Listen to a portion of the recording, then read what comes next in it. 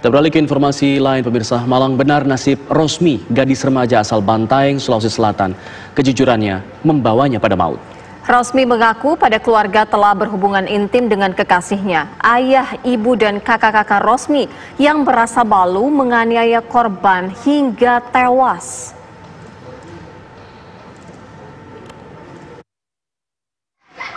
Kegaduhan terjadi di rumah keluarga Darwis di Dusun Katabung, Desa Pataneteang, Kecamatan Tompo Bulu, Kabupaten Bantaeng.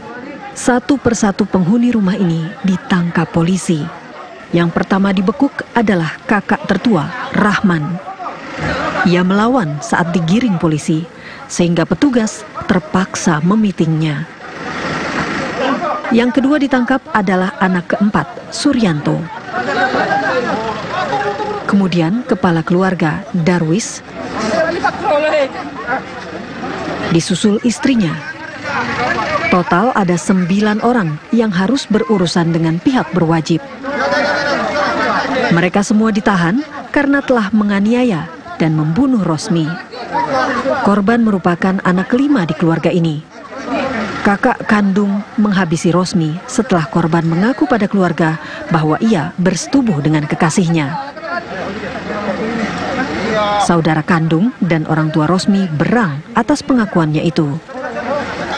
Keluarga ini malu bahwa saudaranya sudah melakukan hubungan badan itu, ya, sehingga dilakukan pembunuhan terhadap si korban.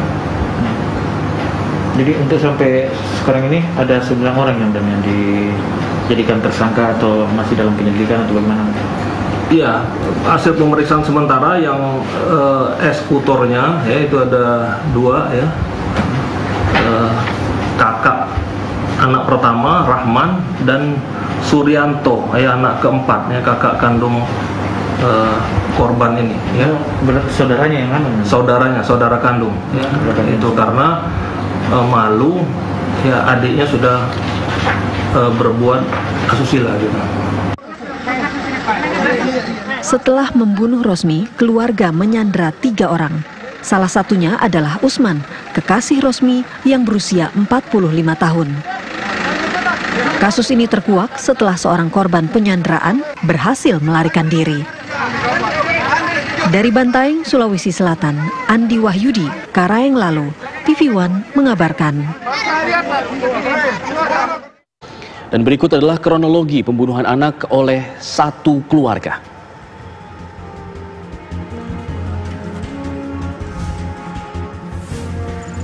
Ini terjadi pada 9 Mei 2020 di lokasinya yaitu di Desa Pataneteang di Sulawesi Selatan. Terjadi pada pukul 13.00 WITA, polisi mendapat laporan ada warga yang mengamuk kesurupan di dalam rumah dan juga menyandera 3 orang. Kemudian polisi bernegosiasi meminta orang di dalam rumah agar segera keluar.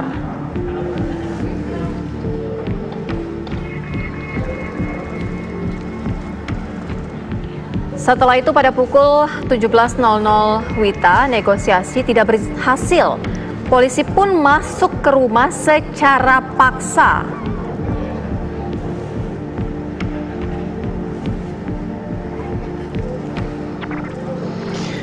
Ya, setelah polisi menerobos masuk ke dalam rumah, polisi pun menangkap satu persatu satu keluarga dan juga barang bukti senjata tajam yang digunakan oleh para pelaku untuk membunuh korban. Saat rumah digeledah, polisi pun menemukan korban tergeletak bersimbah darah di dalam rumah.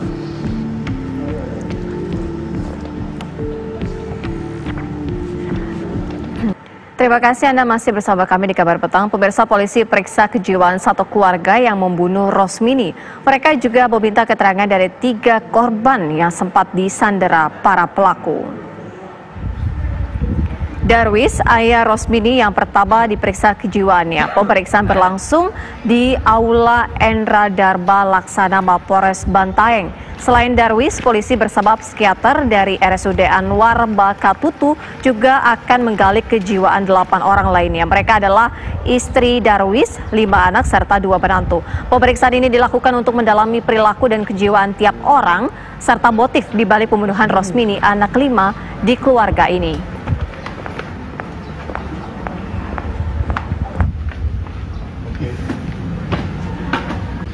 Ya.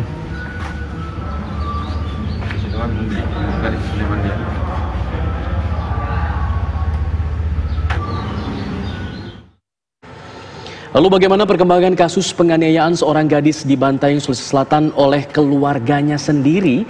Untuk mengetahuinya kita akan berbincang bersama Kapolres Bantaeng, Wawan Sumantri. Selamat petang, Pak Wawan. Selamat petang, Mas Afan. Ya, Pak Wawan, dari hasil pemeriksaan sementara ada berapa tersangka yang ditetapkan oleh pihak kepolisian? Ya, semalam sudah kita lakukan gelar perkara. Ya, sementara ada 2 tersangka, yaitu kakak pertama atas nama Rahman dan kemudian yang kakak anak keempat yang atas nama Suryanto. Itu yang menjadi tersangka kasus pembunuhan ini. Iya, untuk 7 orang lainnya seperti apa perannya, Pak? Untuk 7 orang lainnya, ya sementara masih kita jadikan saksi karena pada fakta yang terungkap mereka hanya menonton, menyaksikan. Ya, memang yang paling dominan adalah yang kakak pertama ini, yang untuk yang keluarga yang lain itu takut ya terhadap ya, kakak pertama ini. Jadi hanya menyaksikan. Mereka menyaksikan tapi tidak menghentikan, Pak. Ya betul, tidak menghentikan, menyaksikan. Termasuk 1 orang saksi ya disandra itu menyaksikan eksekusi pada korban itu. Lalu bagaimana kemudian kasus ini bisa terkuak diketahui oleh pihak kepolisian? Iya, kasus ini terungkap ya dari laporan masyarakat. Ada 1 keluarga yang kesurupan, kemudian menyandra, ada yang disandra, kemudian alhamdulillah sandranya bisa lepas, kemudian kita berusaha masuk di dalam. Ya, sandra ini menyampaikan ada korban di dalam rumah. Iya, penjelasan dari para yang disandera ini apa, Pak? Kenapa mereka disandera? Ya, kalau disandera ini ya tidak ada hubungan karena dia tetangganya, dia hanya lewat di sana, ya disuruh masuk oleh atas nama Rahman masuk ke dalam. Kemudian ada perkataan dari saudara Rahman ini untuk maukah menikah sama adiknya, gitu. Ya Rahman ulangi si Irfandi ini bilang ya nggak mau, saya masih kecil katanya, kan umurnya 18 tahun gitu. Irfandi ini yang salah satu yang disandra juga? Ya, salah satu yang disandra, yang terakhir yang dibebaskan itu Irfandi namanya. Tapi nah, kemudian ya dari keterangan itu ya kemudian kita coba kita paksakan masuk ya karena mereka menolak untuk itu, akhirnya kita paksa masuk. Cuman alhamdulillah nggak ada korban jiwa ya dari pelaku maupun dari petugas ya. Itu korbannya salah satu keluarga atas nama Rosmini umur 16 tahun gitu, siswi aliyah gitu. Iya. Pengakuan dari 2 pelaku yang merupakan kakak kandung korban sampai membunuh korban itu apa, Pak? Ya, jadi ini ada persesuaian dari seluruh yang kita periksa, ada 9 orang ini ya itu masalah siri, masalah harga diri. Ya, jadi pengakuan korban kepada keluarganya dia berhubungan dengan Usman atau Sumang itu.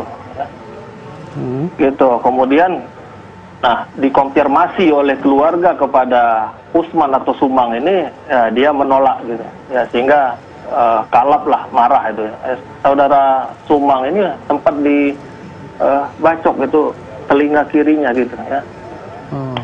Itu sempat dibacok ya, tetap dia menolak. Kemudian ada yang lewat di sana, ya di depan rumahnya Usman itu pada saat dicegat itu.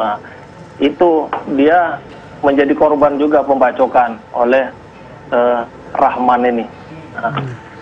Kemudian untuk yang Sandra yang terakhir, nah itu hanya lewat dia sedang mengecek mendata bantuan sosial tunai gitu ke rumah-rumah, dia lewat sana ya dipaksa masuk begitu. Artinya hingga untuk silakan. Yang kita bicarakan tadi tersangka untuk kasus pembunuhannya, untuk penyanderaan maupun ya penganiayaan itu kasus tersendiri ya. Kemarin sore saudara Jainal atau Enal sudah membuat laporan polisi ya terkait penganiayaan terhadap dirinya. Kita tindak lanjuti. Ya, sejauh ini artinya belum ada konfirmasi dari Usman soal hubungan dengan korban begitu. Ya, sampai sekarang Usmannya menolak gitu. Ya, dia tidak melakukan itu gitu. Untuk ketujuh orang lainnya apakah juga ada status hukumnya saat ini? Sampai saat ini masih jadi saksi ya. Ya, untuk yang 2 orang ini sudah dilakukan penahanan ya di ruang ya tahanan Polres Bantaeng. Untuk ketujuh lainnya masih tidak ditahan tapi berada di Polres Bantaeng untuk kita amankan. Pemeriksaan kejiwaannya sendiri seperti apa, Pak? Ya, tadi sebagian sudah dilaksanakan pemeriksaan kejiwaan ya terhadap 5 orang ya. Lancar, cuman memang terhadap Rahman ya memang agak tersendat ya. Rahman ada sedikit terganggu, jadi kadang-kadang nyambung, kadang-kadang dia ngalur ngidul gitu. Baik, terima kasih Pak Kapolres sudah berbagi informasi bersama kami di Kabar Petang. Kita akan tunggu kelanjutan dari kasus ini. Selamat petang. Oke, terima kasih. Terima kasih.